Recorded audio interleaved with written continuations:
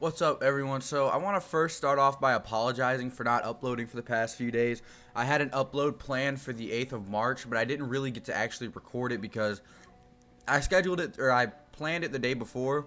I was gonna, do all that stuff, but on the 8th of March, I ended up hurting my ankle really bad. I don't know what's wrong with it. The doctors won't diagnose because Army doctors are actually they're so stupid. They shouldn't even be doctors, but I'm walking around with a cast on and crutches because they just have not been able to diagnose me yet. So I'm going back and I'm going to try to make as many videos I can for the next couple of weeks while also not overdoing it and still being able to focus on other things. So this is the first video I wanted to get out because I already had it scheduled. And this is the Saints' top free agent positions to address, and I'm going to be covering the wide receiver here only because somehow I didn't really do this yet. I know I made a top free agent positions to get, or top free agents to get, and top free agent, I would go position by position, but I never really explained why. I went over players, but I never really sat down and told you guys why we need a wide receiver. I know all of you already probably know, but it's cool to just sit down and emphasize why we need a wide receiver that bad, just so we can get hype over the possibility of us getting one, because Lord knows we really, really need a wide receiver. So yeah, the first episode of this series will be the wide receiver position. The biggest clear need for anything overall on this team is the wide receiver. I don't think there's literally a question about it. The Saints have had an incredible amount of misses on wide receivers in the past 2 years. It's been insane. We signed Des Bryant on the second day of practice. He tore his Achilles. The Saints also signed another veteran. I'm not sure if you guys remember, but we brought in Brandon Marshall as a Saint, and he didn't play a single snap in the regular season, so that was kind of upsetting. Cameron Meredith, who we stole from the Bears, had an extremely productive year the year before we got him. We brought him to New Orleans. He faced injury and just was never the same player. That was a miss as well. And then we picked Traquan Smith in the 3rd round. He technically isn't a miss yet because he's only played for 2 years, but in those 2 years, he's only had 46 receptions. So we have done a lot to try and address this wide receiver problem, but we have just been extremely unlucky and have essentially struck out for the past 2 years. We haven't found a wide receiver since 2016 when we drafted Michael Thomas that really can put emphasis on the game and change the dynamic of our offense and really go out there and make some plays. So, yeah, we're going to need to fix that, and I'm going to tell you guys why. So, since 2016, the list of targeted players by Drew Brees leads as follows in order for most to least. Michael Thomas at 524 targets, followed by Alvin Kamara with 267 targets, followed by Mark Ingram, who literally did not even play on the Saints last year with 143 targets, then Ted Ginn Jr. with 131 targets, then Willie Snead with 118, and then Brandon Cooks with 117. Those are the list of targeted players since 2016. The problem with Willie Snead and Brandon Cooks being on that list is that Willie Snead hasn't played in New Orleans since 2017, and Brandon Cooks got traded at the end of 2016. Yet they both still hold 2 positions in our top 4 wide receiver target spots since 2016. That is absolutely unacceptable. Why are 2 players that haven't been on the New Orleans Saints for 2 and 3 years still appearing in the top targeted players list since 2016? Only one wide receiver other than Michael Thomas that is currently on the New Orleans Saints is on that list. That is mind-boggling, and that's Ted Ginn Jr., who a bulk of those receptions came in 2017 and 2018. He didn't do much in 2019, so like I said, that's a big problem. The difference in receptions this year between Michael Thomas and the rest of the team was absolutely horrific. So it's not just the wide receiver list since 2016. It's the entire team as a whole.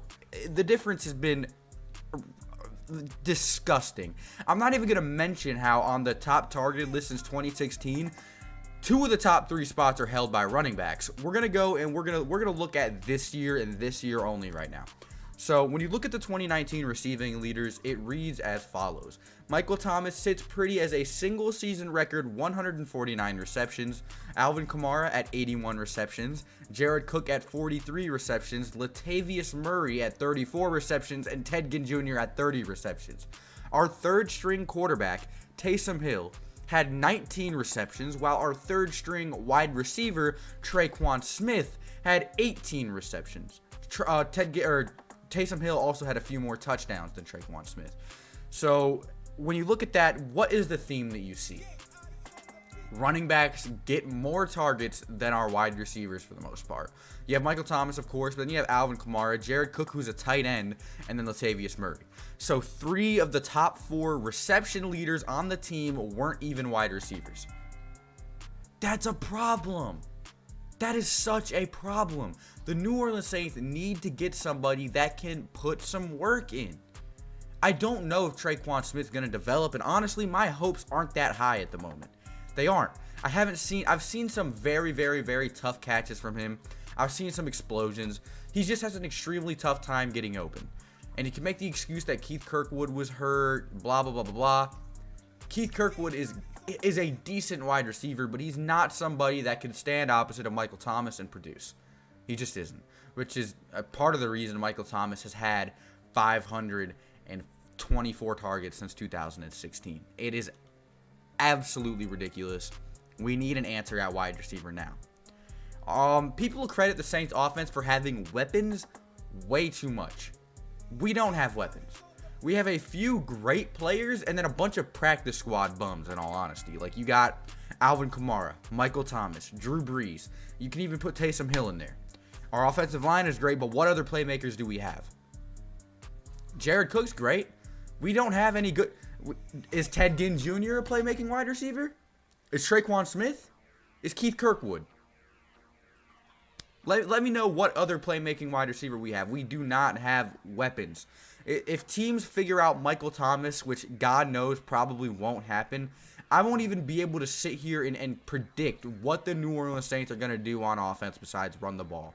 Because our pass game is weak without Michael Thomas. I mean, Jared Cook is a great substitute. He's a great number 2 option. But we don't have another receiver to put faith and trust in that he can really move the game forward and make some plays and be productive. Drew Brees is getting older and has noticed a pretty significant drop in arm strength. Not having the ability to throw a 90-yard pass anymore doesn't take away or negate his Hall of Fame level accuracy that he still has. He's still a Hall of Fame option at quarterback. To really get the most of Drew's strengths at this current period of time, at this leg in his career, I think the Saints need to get a speedy wide receiver with the ability to take short/medium passes for very long distances. There will be occasions where Drew Brees could hit this type of player over the top for a big play, but in my opinion, it just isn't routine anymore. I'm sick and tired of watching the New Orleans Saints have to rely on Michael Thomas, having to throw and force feed Michael Thomas the ball, because that receptions record was great. The fact that he's good enough as a player to receive that many passes, to catch that many passes, is fantastic. But I'm going to sit here and tell you right now, he shouldn't have to. He shouldn't have to catch 149 balls, even though it's great for him, it's great for his career, it's great for his contract.